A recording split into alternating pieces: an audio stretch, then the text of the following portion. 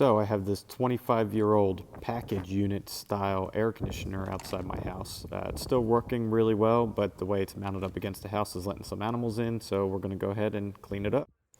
Safety first, so let's go ahead and make sure we remove that disconnect. All right, next I'm going to go ahead and remove all the screws. There's a bunch of them holding the top panels on and all the side panels on. After we get all those screws out, I'm going to go ahead and remove the screws for the condenser fan, which is on top of the unit here. Before we can go ahead and remove this, there are some wires attached to the motor, so we'll have to go ahead and disconnect those next. So all the wires are housed on the side of the unit inside this little electrical box. And you'll see there's the old conduit and thermostat wire, which will also be taken care of, but I'll show you that kind of later in the video.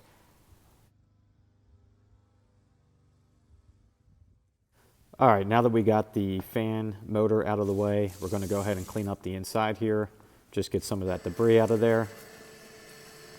And we're going to go ahead and vacuum this out as well and just kind of do a general cleanup here. Nothing too crazy, it actually wasn't too bad. So it was pretty simple to kind of take care of this stuff here. All right, so when I was done kind of cleaning up the inside, I went ahead and took most of the panels off. Then I went ahead and took the main top panel off that holds the condenser fan in place. And I'm also going to take the support wire from around the condenser coil itself, pull that out. That was pretty rusty, so we're going to go ahead and take care of that as well. Once we get it out of there, we'll get that cleaned up as part of the process. All right, so once I got the panels removed, I laid them all into my driveway, kind of give them a quick rinse. Then I used some soap and water and a Scotch-Brite to get some of that heavy dirt off. As you can see here, went ahead and scrubbed all the panels. After I scrubbed all the panels, I also gave them another quick rinse with the hose. And we're going to clean them up a little bit more later before we paint them. Once I did that, I also took a wire brush and I scrubbed the condenser fan kind of guard around the outside, trying to get some of that loose rust off of there. Also, as well as the condenser coil guard, which you can see here. After that, I used some Rust-Oleum rust remover. It's like a gel-like rust remover. And I went ahead and put that on all the rusted spots on that condenser fan and the guard around the condenser. Let that sit for about 20 minutes. After that, I gave it a quick rinse. It worked okay. It wasn't perfect, but it did a good enough job for what I needed to do for this project.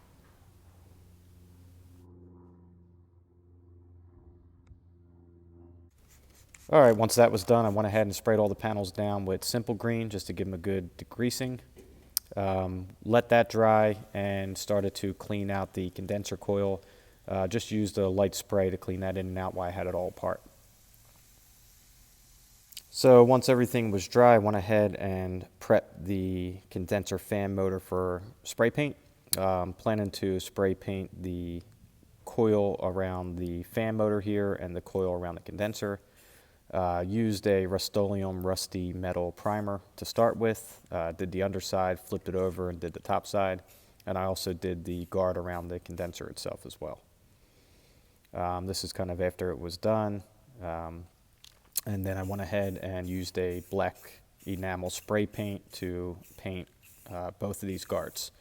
I'm just using spray paint on the guards themselves and using an oil type paint that I'm going to brush and roll onto the main panels.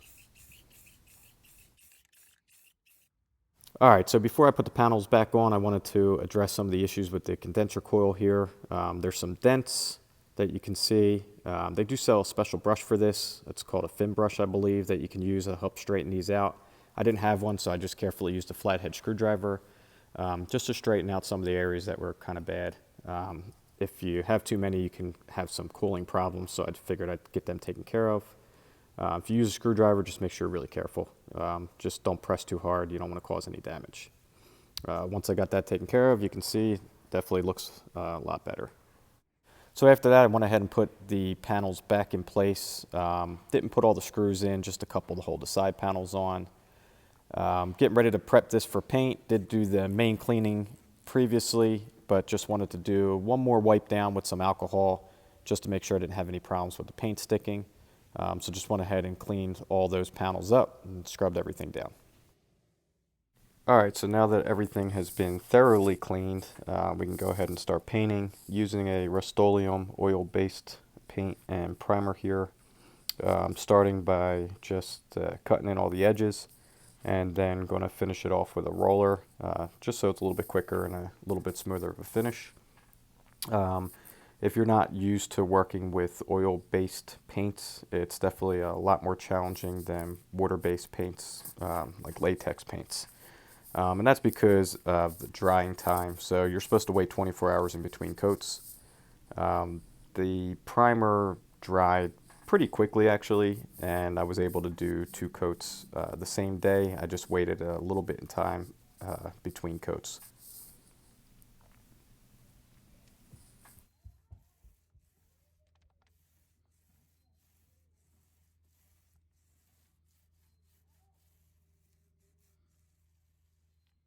Alright, so here it is done after the second coat of primer. Just going to go ahead and let that dry overnight and wait till the next day to paint. Alright, so it's the next day and we're going to go ahead and paint. I chose this gloss smoke gray just because there wasn't a lot of choices. I think there was green and red and gray, maybe black and white. Didn't want to go too dark just because it will absorb heat, and because this is a package unit and the evaporator coil's outside, you really just don't want to absorb too much heat. And I think gray was probably a better choice than red or green.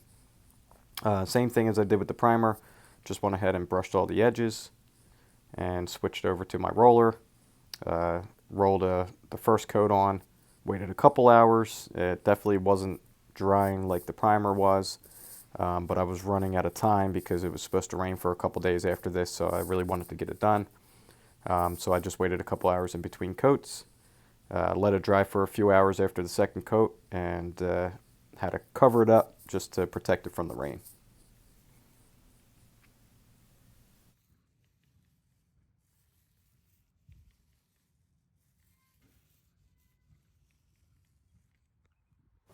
Alright, so here it is after the first coat of paint.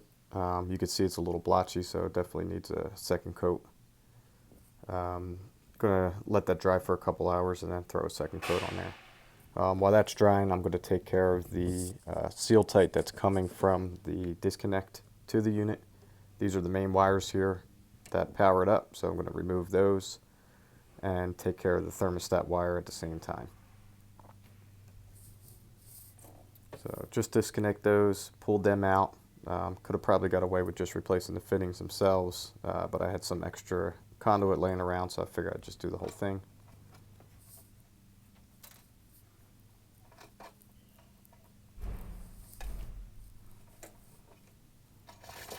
Alright, so once I pulled all that out of there, put a new fitting in at the disconnect itself. And these are seal tight fittings, so they'll help to keep any moisture out. Keep it sealed up so no water gets into the main electrical panel there at the unit itself. Alright, going to bring the old wires back through. The wires themselves were fine, they were still in good shape, so I just went ahead and reused those.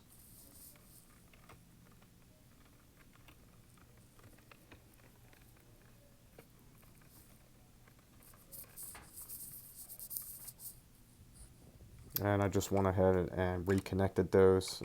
Can't really see what's going on here. I'm not sure why that got cut off. But essentially I'm just retightening the wires back into place there. Then I got a new piece of seal tight conduit, and going to go ahead and connect that up at this end. I had already pulled the wires through at this point. So just connecting at the disconnect end, which is what I'm working on now.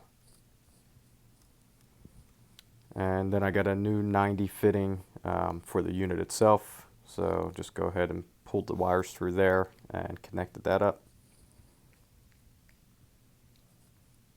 Put that back into the unit, pulled the wires back through, and re-landed those back where they go. For the thermostat wire, it was previously coming out of the ground from under the house. I'm actually surprised I haven't had an issue with the weed whacker yet, but I knew that it would potentially be an issue, so I decided to put a junction box under the house. It's probably not the best fitting to use for that, but it is protected under the house, so I shouldn't have to worry about getting any water in there. Cut the old wire back, the old thermostat wire, ran that into the junction, and then I got a new wire that I also put into the junction there to run from the junction box back to the main unit. Connected those up. Once I connected those up, I ran the new piece of wire back to the main electrical box there, and reconnected those inside the panel. I did tape the wire nuts up just to make sure it's a little extra secure and just to keep bugs and moisture and anything else out. Then I went ahead and routed the thermostat wire out with the piece of seal-tight conduit there, just to make sure it stays up off the ground and doesn't have any issues when you're doing any kind of lawn care, yard work, weed whacking. And just went ahead and cut the tie wraps here. Cleaned everything up, and it definitely looks a lot better than it did before I started.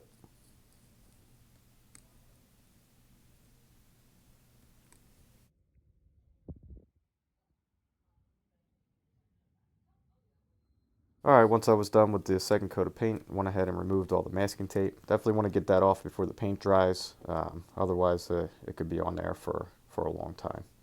I did mask the sticker on the side of the unit as well. Wasn't anything left on there that you could read, but I was more concerned with the paint not sticking to it and causing a mess. Also took the masking tape off the motor, which removed some of the label as well, but unfortunately there's not much I could do about that. Alright, so I knew it was supposed to rain over the next couple of days, so after I let the paint dry for a couple of hours, I went ahead and carefully put a tarp over it.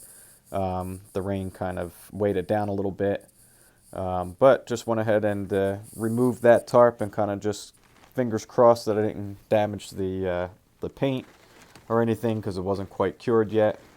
But once I got that removed, I realized that it was still in pretty good shape. It wasn't too bad. A little bit of water under there, a little dirty, but I just took a clean cloth and wiped everything down, and it turned out pretty good.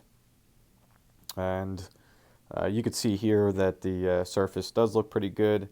Ready to put this thing back together. Started with the fan, the condenser fan there.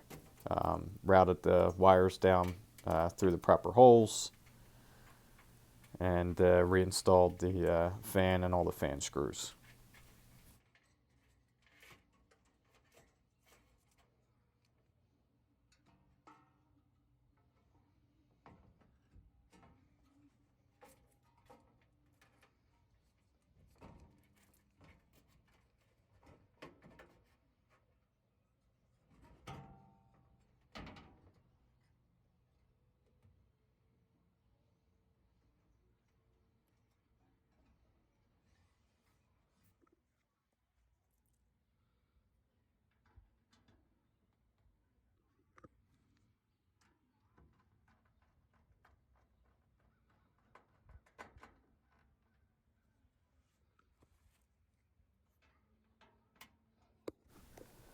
So I did buy all new screws to put all the panels back together, but unfortunately I bought the wrong size diameter screw. I was able to use the new ones here on the fan, but I was not able to use them on the panels because they were too small. So I had to put some of the older rusted screws back in. But I figured just to get this thing back together, I would just go ahead and use the old screws for now, and I could always swap them out later. Just go pick up the right size screws and switch them out pretty easily. So one thing that I didn't show is that the panels that cover the evaporator coil did have some old insulation under there. So I took that old insulation out and put some new insulation in there and cleaned it up and put the new panels on. Then I also got some new fittings for the condensate drain, which you see me putting together here. I didn't ream the pipe. That's why it's so hard to push on. I just kind of put them on real quick, and I'll take them off later and clean them up a little bit just to make it a little bit easier to get on and off. But for the little bit of water that comes out of here, it shouldn't be too bad. All right, and that pretty much covers this. At this point, this is finished, so before the final reveal here, just go ahead and show you what it looked like before I start it. You can see some of the, obviously the rust there, but more importantly, there were some gaps at the siding, and that's because this, unlike your traditional AC condenser, this is a package unit, so it actually has some pretty large supply and return ducts that you can't see here. So it makes it difficult to kind of skirt around the outside. So here you can see the finished product there. Did the best I can with securing the edges there. It's definitely better than it was. And I'll probably also add some stone around this unit just to clean it up a little bit. But yeah, that's pretty much it. That's the finished result, and looks much better than it did. So I appreciate you guys watching.